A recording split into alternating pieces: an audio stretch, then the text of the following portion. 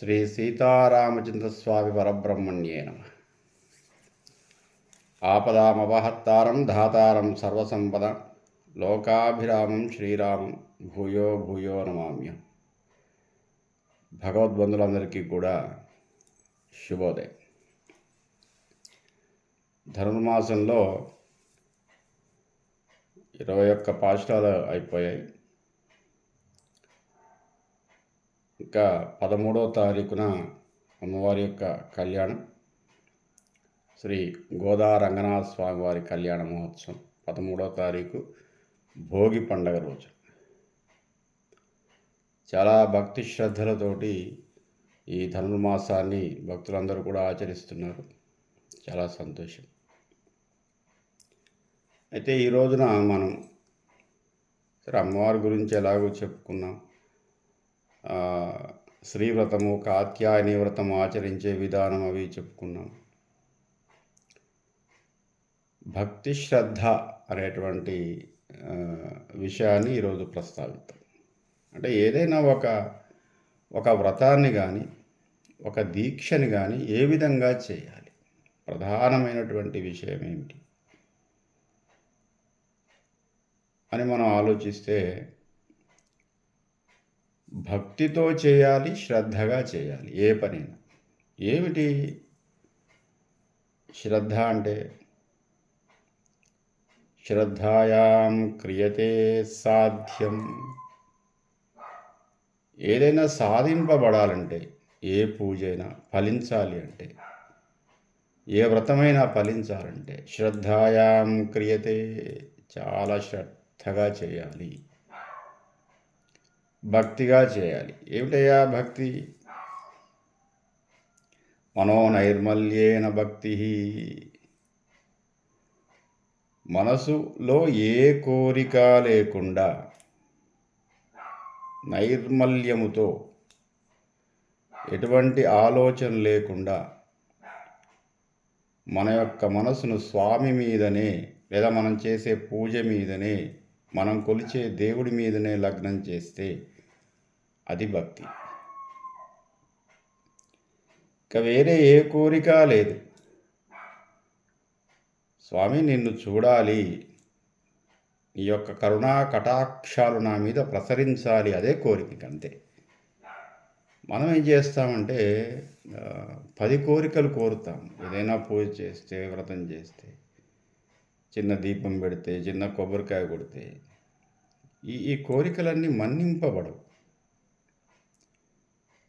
ఏ దేవుడికైనా మనం చేసే కర్మలతో ఆయనకు సంబంధం లేదు. మనం చేసే తప్పు ఒప్పులతో, పాప పుణ్యాలతో ఆయనకి ఏమీ సంబంధం లేదు. ఆయన ఏమీ పట్టించుకోడు. మన కోరికలను మన్నింపబడడానికి ఆయన ఎటువంటి చర్య చేయడు.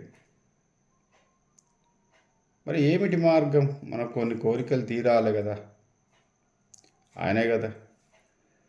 ముందు ఆయన్ని భజించాలి, ఆయన మనకు సాక్షాత్కరించాలి, ఆయన మన వైపు దృష్టి సారించాలి ముందు.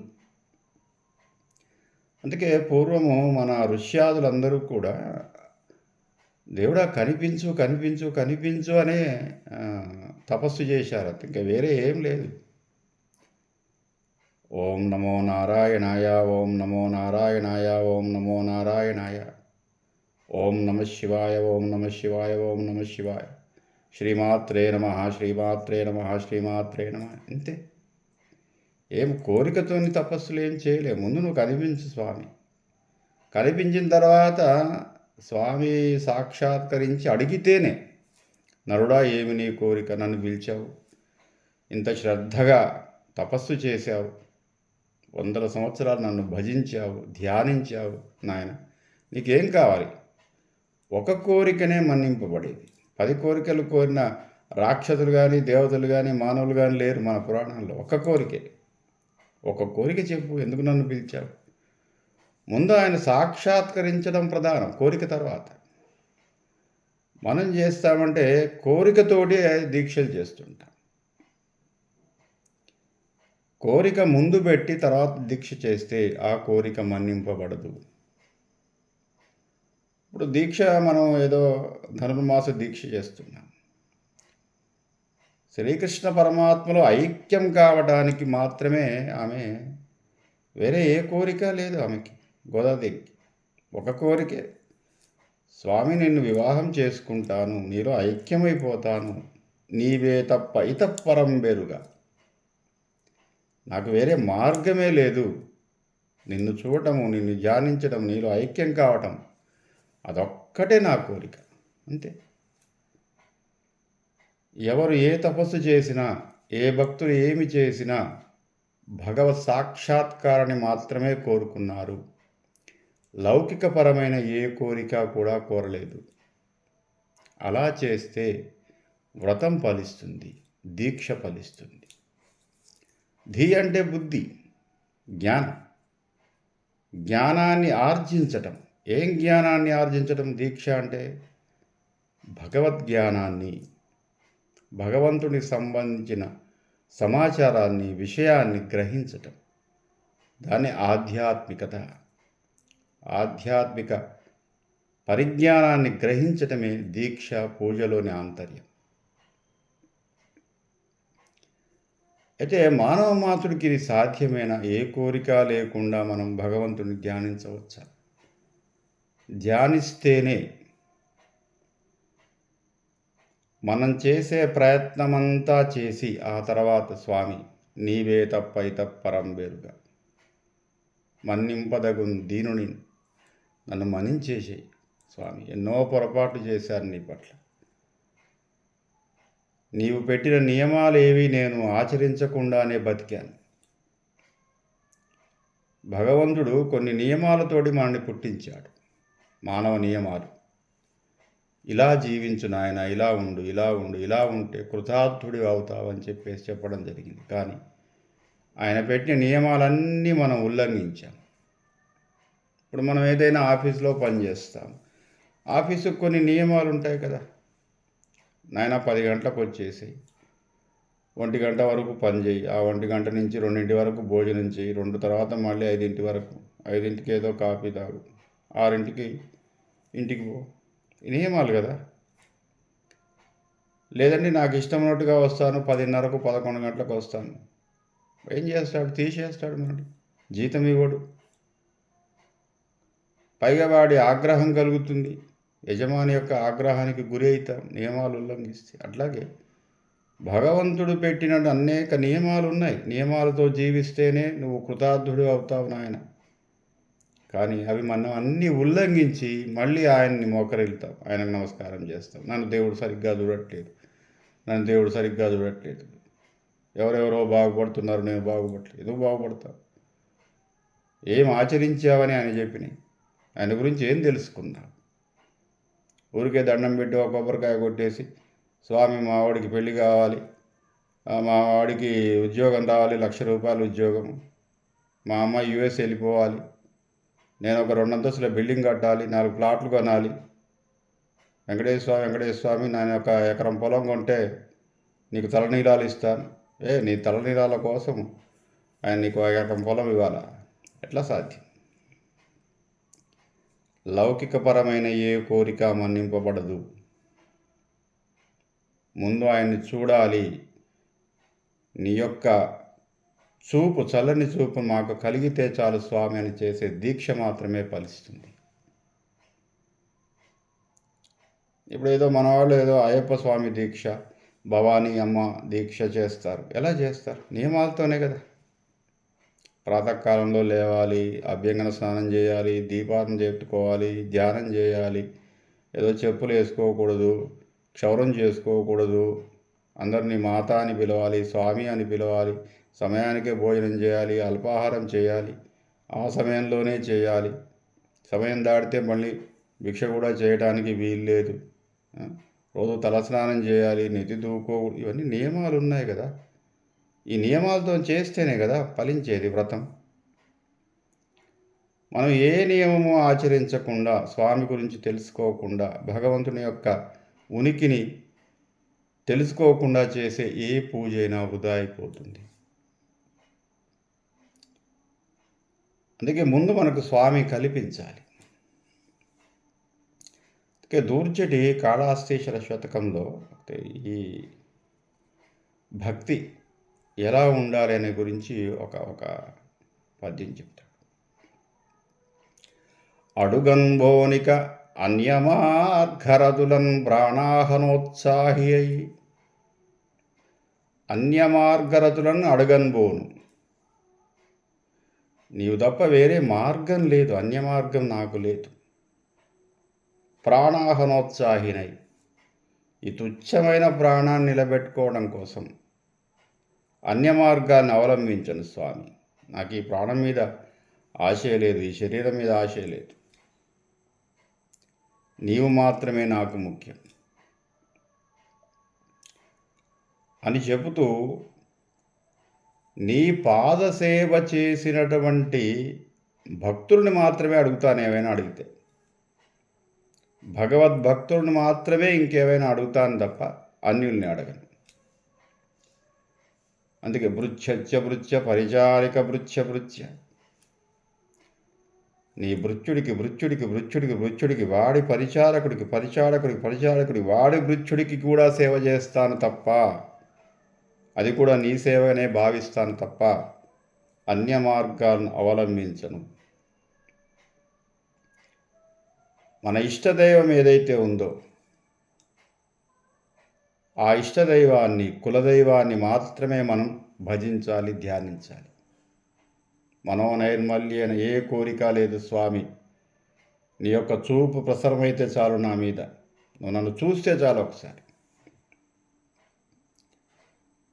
బిడ్డ ఏమైనా చిన్న పాప ఉంటుంది, ఏమైనా అడుగుతుందండి తల్లిని, అమ్మ నాకు ఆకలి అవుతుంది, అమ్మ నాకు స్నానం పోయి, అమ్మ నాకు తయారు చేసేయమని అడుగుతుంది.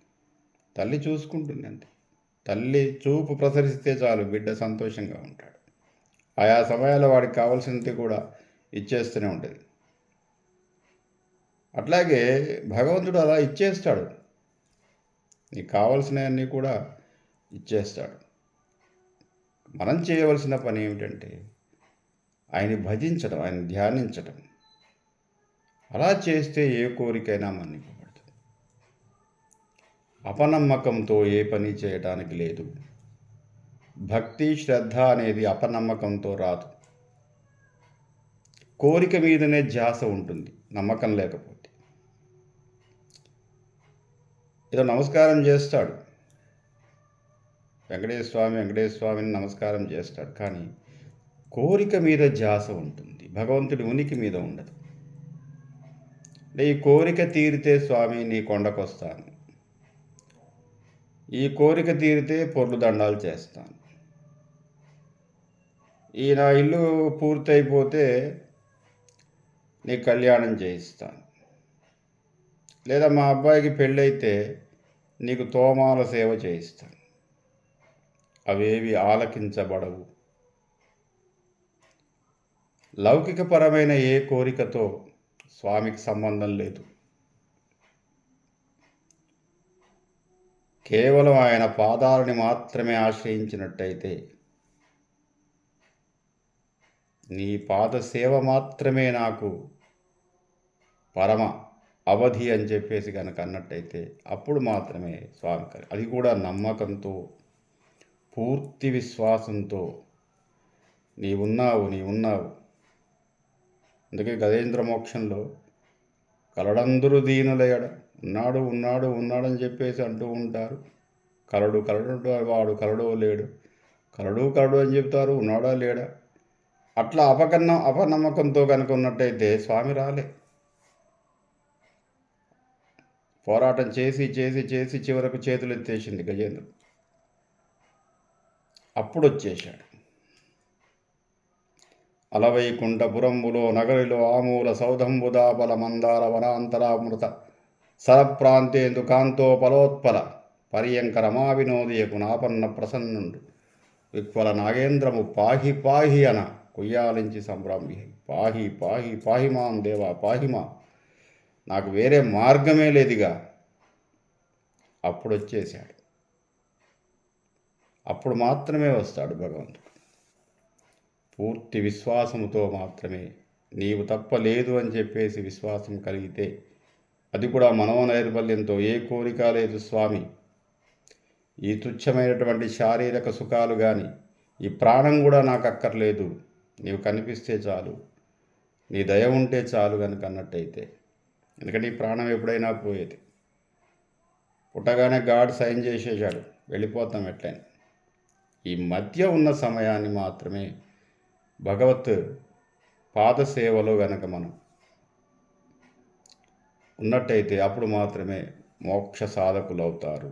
అప్పుడు మాత్రమే మన దీక్ష ఫలిస్తుంది, మన వ్రతం ఫలిస్తుంది. మూర్ఖుడికి ఇవన్నీ కూడా వంటపట్టు. వాడు కోరుకుంటాడు, ఏదో నమస్కారం చేస్తాడు, కోరుకుంటాడు, ఇది జరిగితే బాగుండు, ఇది అయితే బాగుండు, ఇది అయితే బాగుండు అని చెప్పేసి ఏది విశ్వాసంతో చేయడు, అన్ని అపనమ్మకంతో చేస్తాడు. పైగా విమర్శిస్తూ ఉంటాడు. ఈడ దండం పెడితే పని అయిద్దా, ఆడ దండం పెడితే పని అయిద్దా, ఈడ కొబ్బరికాయ కొడితే పని అయిద్దా, ఈడ జుట్టు తీస్తే పని అయిద్దా, ఇవన్నీ ఒట్టి అని చెప్పేసి వాడేదో నాస్తిక భావంతో ఉంటూ మళ్ళీ కోరికలు కోరుతుంటాడు. ఏమో, వాడి కోరిక అస్సలు మన్నింపబడదు.